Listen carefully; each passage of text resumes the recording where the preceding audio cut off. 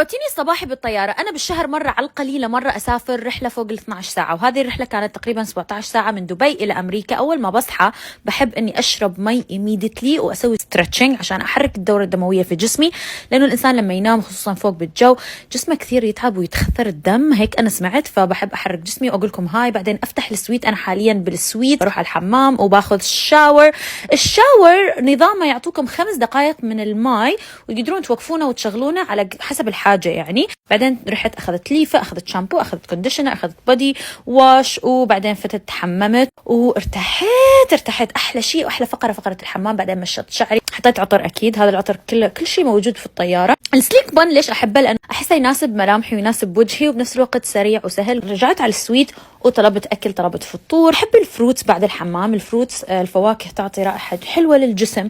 وبعدها سويت جورنالينج، هالفترة عاشقة شيء اسمه الجورنالينج، يطلع العواطف مالتكم والأفكار والمشاعر فعقلكم يرتاح. وشربت قهوة، كثير كتبت أشياء حلوة صراحة وكثير ارتحت. ويقولك أصلا لو ما تسوي جورنالينج الكرياتيف انرجي تكون أعلى عندك، وأنا أحب أكون كرياتيف دائما. المهم بعدين اجت المضيفة حطت لي الفطور، يعني أورنج جوس، أومليت. الأومليت كان لذيذ مع تشكيلة من الأجربان والخضروات. أكلت الحمد لله، كان الأكل جدا لذيذ. وبعدين ختمتها بكاسة مي لأنه لازم ترطبون جسمكم، تشربون كثير مي. وبعدين رحنا على اللاونج أنا وأختي بنين وقعدنا وسولفنا وشوفوا السما ما أحلاها والغيوم الجنة.